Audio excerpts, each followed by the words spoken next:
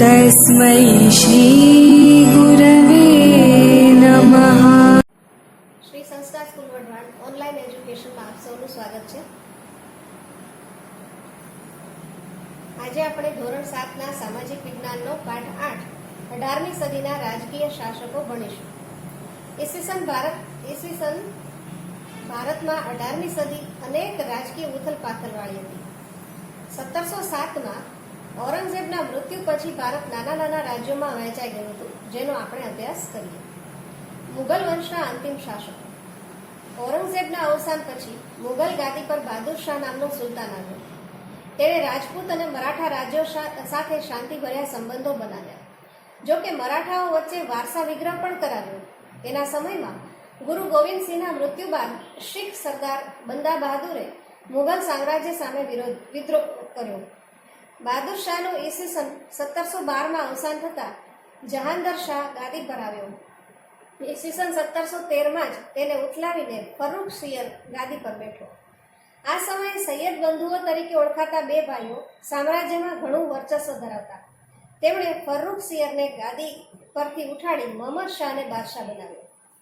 તેણે લાંબો સમય શાસન કર્યું। તેના સમયમાં ઈસવીસન 1739માં ઈરાનના નાદિર શાહનું ભારત પર આક્રમણ થયું, જેણે મુગલ સામ્રાજ્યને મોટો ફટકો માર્યો। ઈસવીસન 1759માં ગાદી પર આવેલ શાહ આલમ બીજાને અંગ્રેજોએ બક્સરના યુદ્ધમાં હરાવી કંપનીનો પેન્શનર બનાવી દીધો।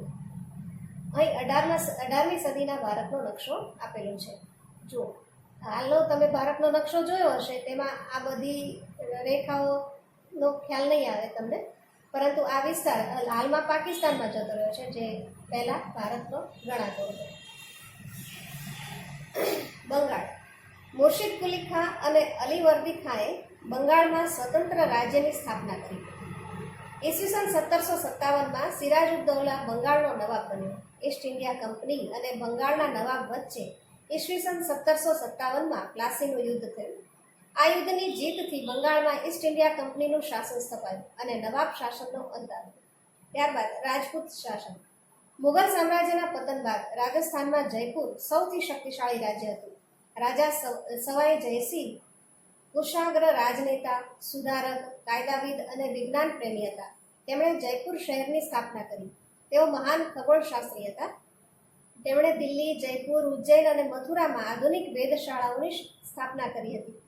અન્ય રાજપૂત રાજ્યોમાં જોધપુર, બિકાનેર, કોટા, મેવાડ, બુંદી અને શિરોહી અગત્યના હતા। શીખ સામ્રાજ્ય। ગુરુ નાનકે 15મી સદીમાં શીખ ધર્મની સ્થાપના કરી હતી। શીખ ધર્મ ગુરુ પરંપરા સાથે સંકળાયેલો છે, જેમાં 10 ગુરુઓ થયા। 10મા ગુરુ ગોવિંદસિંહે શીખોને એકતાના તાંતણે બાંધી શીખ સામ્રાજ્યની સ્થાપના કરી। ગુરુ ગોવિંદસિંહ પછી બંદા બહાદુરે મુગલ સામ્રાજ્ય વિરુદ્ધ ભયંકર વિદ્રોહ કર્યો। શીખો 12 સમૂહમાં વિભાજિત હતા, જેમાંનો એક સમૂહ સુકર ચકિયાના શક્તિશાળી નેતા રણજીતસિંહે શીખ સામ્રાજ્યનો વિકાસ કર્યો। તેમણે લાહોર અને અમૃતસર પર વિજય મેળવ્યો। તેમણે કાશ્મીર, પેશાવર અને મુલતાનનો વિજય કરી શીખ સામ્રાજ્યનો વિશાળ વિસ્તાર ઊભો કર્યો। તેમના લશ્કરમાં યુરોપિયન સેનાપતિઓ અને સૈનિકો હતા।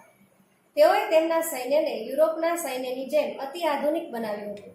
લાહોરમાં તેમણે તોપ બનાવવાનું કારખાનું સ્થાપ્યું હતું। તેઓ ધાર્મિક રીતે ઉદાર હતા। જોકે તેમના મૃત્યુ બાદ અંગ્રેજોએ ઈસવીસન 1849માં શીખ સામ્રાજ્યને બ્રિટિશ સામ્રાજ્યમાં ભેળવી દીધું। અહીં દિલ્હીમાં આવેલા જંતર મંતરનું ચિત્ર છે, જે એક વેધશાળા છે। મરાઠા સામ્રાજ્ય। 17મી સદીના મહાન શાસકોમાં છત્રપતિ શિવાજી અગ્રસ્થાને છે। બીજાપુરના સુલતાન મુગલ સમ્રાટ ઔરંગઝેબ પોર્ટુગીઝોને વગેરેને હંફાવીને શિવાજીએ એક સ્વતંત્ર રાજ્યનું નિર્માણ કર્યું હતું। છત્રપતિ શિવાજી મહારાજના નેતૃત્વ હેઠળ મરાઠાઓએ દખ્ખણમાં છાપામાર યુદ્ધ પદ્ધતિ અપનાવી। તેમણે સ્વતંત્ર રાજ્ય માટે કુશળ, કાર્યક્ષમ અને પ્રજાહિતકારી શાસન તંત્રની સ્થાપના કરી। આ સિદ્ધિઓની સાથે શિવાજીનું ઉચ્ચ ચારિત્ર્ય અને ઉદાર નીતિઓ પણ સામેલ હતી। છત્રપતિ શિવાજી બાદ શિવાજીના પૌત્ર શાહુને ઔરંગઝેબે કેદ કર્યો હતો। 1707 બાદ શાહુ છૂટતા તેમના કાકી તારાબાઈ વચ્ચે વારસા વિગ્રહ ફાટી નીકળ્યો। શાહુ સાથે સંકળાયેલ પેશવા બાલાજી વિશ્વનાથે શાહુને વિજય અપાવ્યો। તેમના સમયથી મરાઠા રાજ્યમાં પેશવા પ્રથાની શરૂઆત થઈ। અહીં તમને શિવાજીનું ચિત્ર આપેલું છે અને આ બાલાજી વિશ્વનાથ. બાલાજી વિશ્વનાથ પ્રથમ પેશવા હતા. તેમણે મરાઠા રાજ્યનો વિકાસ કરી તમામ સત્તા પોતાના હાથમાં લઈ લીધી. ઈસવીસન 1720માં તેમનું અવસાન થતાં તેમના પુત્ર બાજીરાવ પહેલો પેશવા બન્યા. તેઓ કુશળ યોદ્ધા અને ચતુર રાજનીતિજ્ઞ હતા.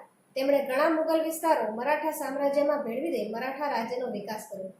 તેમણે માળવા, ગુજરાત અને બુંદેલખંડ પણ જીતી લીધા. એટલું જ નહીં, તેમણે હૈદરાબાદના નિઝામને પણ હરાવ્યો. તેમણે મહારાષ્ટ્રને એક મહાન મરાઠા સામ્રાજ્યમાં પરિવર્તિત કરી દીધું. ઈસવીસન 1740માં તેમના અવસાન બાદ તેમના પુત્ર બાલાજી બાજીરાવ પેશવા બન્યા. તેમણે બંગાળથી લઈને મૈસૂર સુધીના વિજયો પ્રાપ્ત કર્યા. ઈસવીસન 1761માં ઈરાનના શાહ અહેમદ શાહ અબ્દાલીએ ભારત પર આક્રમણ કર્યું. મરાઠાઓ અને અબ્દાલી વચ્ચે પાણીપતનું ત્રીજું યુદ્ધ થયું, જેમાં મરાઠા રાજ્યની હાર થઈ. હારના સમાચાર મળતા આઘાતથી બાલાજી બાજીરાવનું અવસાન થયું. આ યુદ્ધે મરાઠાઓને નિર્બળ બનાવ્યા. પરિણામે ભારતમાં બ્રિટિશ સત્તાનો ઉદય થયો.